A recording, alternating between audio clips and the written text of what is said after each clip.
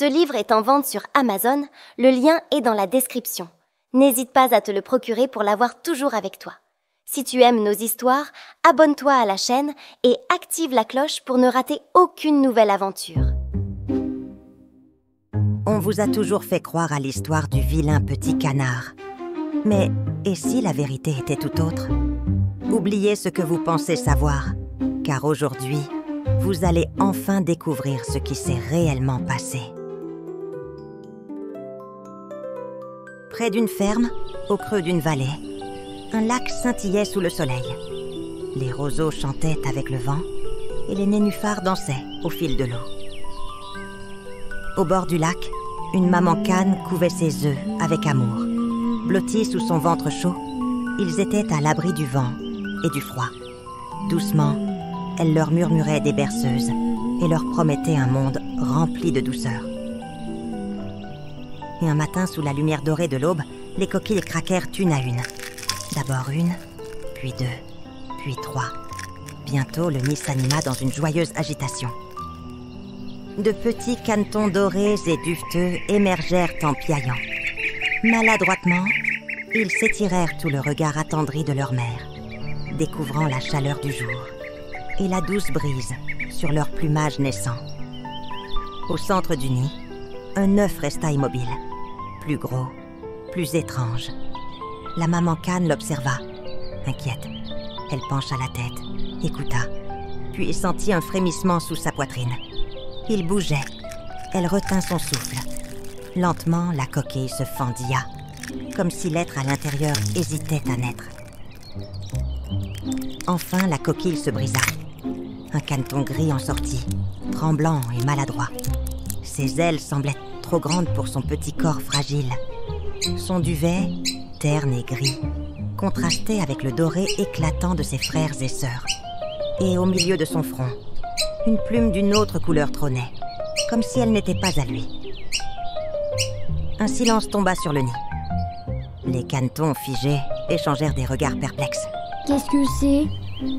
murmura l'un. « Il est bizarre. » chuchota une sœur. Même leur mère hésita.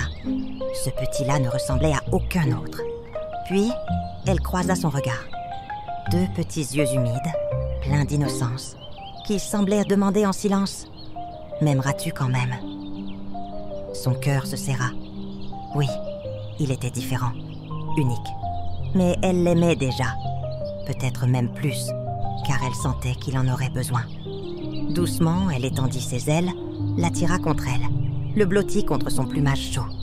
Il se détendit. Son souffle s'apaisa. Elle baissa la tête et effleura son front de son bec. « Tu es mon petit, et je t'aime. » Il soupira et ferma les yeux. Ici, il était bien. Ici, il avait sa place.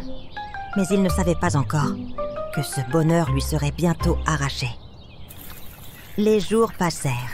Sous le ciel limpide, les canetons jouaient, glissant sur l'eau comme de petites barques dorées. Ils plongeaient, s'éclaboussaient, riaient. Lui essayait de suivre, mais son corps maladroit l'en empêchait. Son long cou se balançait bizarrement. Ses grandes ailes le rendèrent bancal. Chaque tentative pour nager avec grâce finissait en échec. Il plongeait, mais refaisait surface en toussant, avalant l'eau de travers. Il battait des ailes pour s'équilibrer, mais ne faisait que projeter des éclaboussures maladroites. Les autres s'arrêtèrent, le regard fixé sur lui. Puis un rire éclata. « Regarde-le, il nage tout de travers !» ricana le coq depuis la berge. « Il ne sait même pas plonger correctement !» gloussa une canne. « Pourquoi bouge-t-il toujours comme ça? C'est ridicule !» ajouta l'un de ses frères. Les chuchotements, les ricanements, les regards, il pesait plus lourd que l'eau sur ses plumes. Chaque rire était une piqûre, une morsure invisible. Il baissa la tête.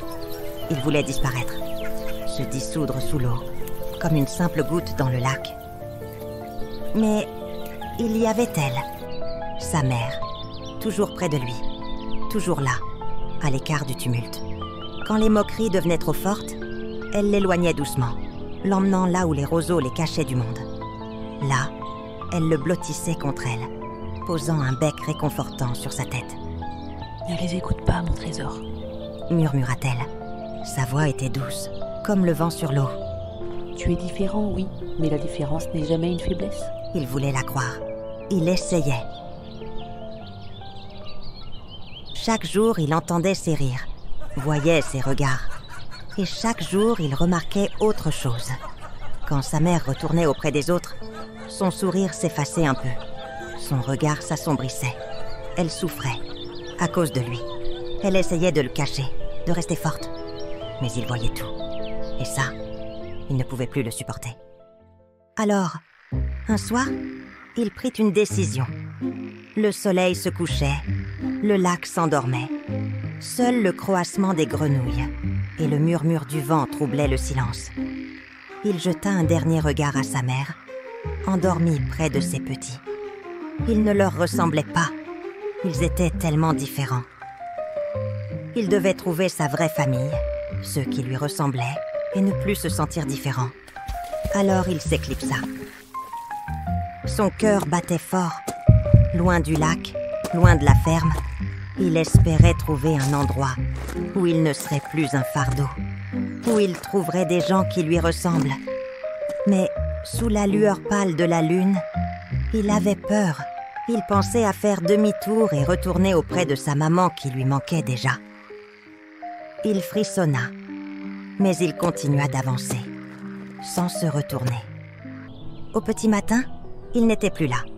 D'abord, elle crut qu'il s'était caché, comme il le faisait parfois pour fuir les moqueries.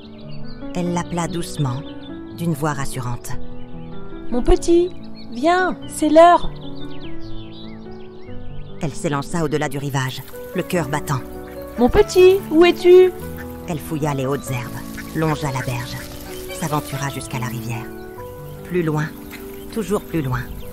Son souffle se faisait court. Son regard scrutait chaque ombre, chaque recoin. Elle interrogea les autres animaux. « Avez-vous vu mon petit ? Il est sûrement parti plus loin ?» murmura une canne, mal à l'aise. « Il reviendra peut-être. » ajouta un vieil oiseau. Peut-être. Ce mot résonna en elle comme un vent glacé.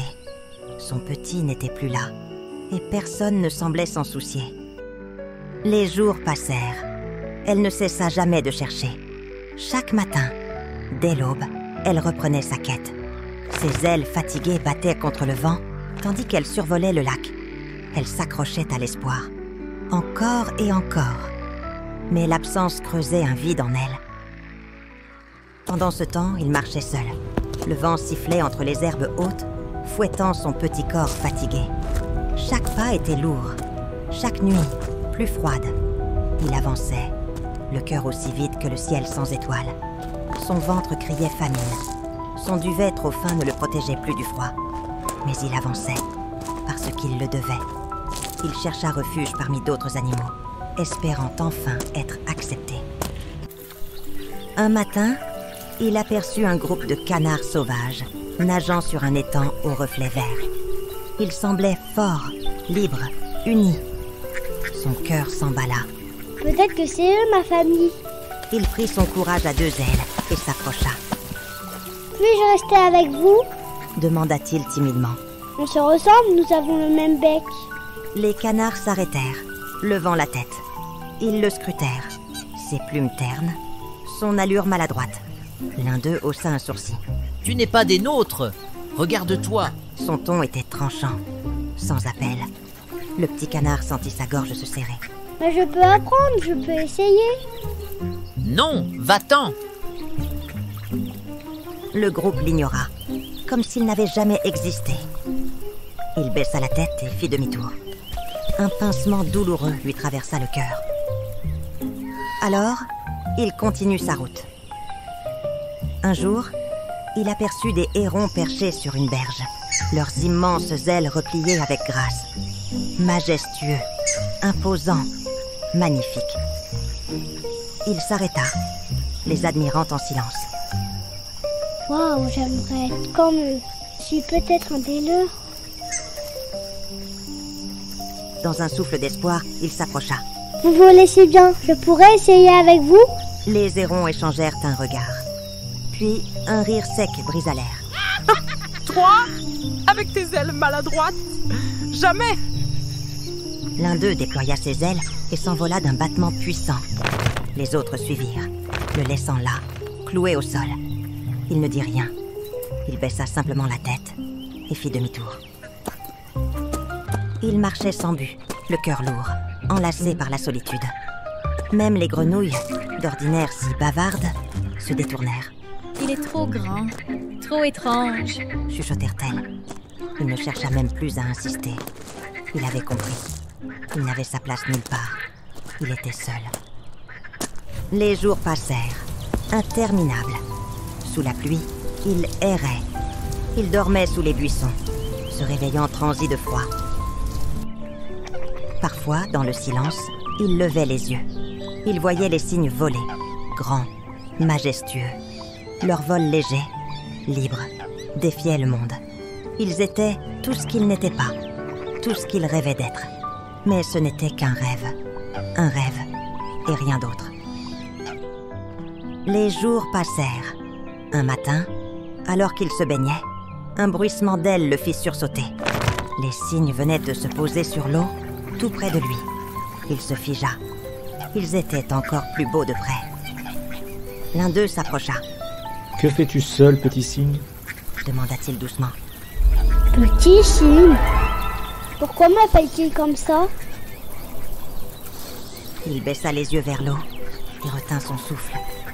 De belles plumes blanches couvraient son corps. Il cligna des yeux, abasourdi. Il déploya une aile sous la lumière dorée du matin. Ses plumes n'étaient plus ternes.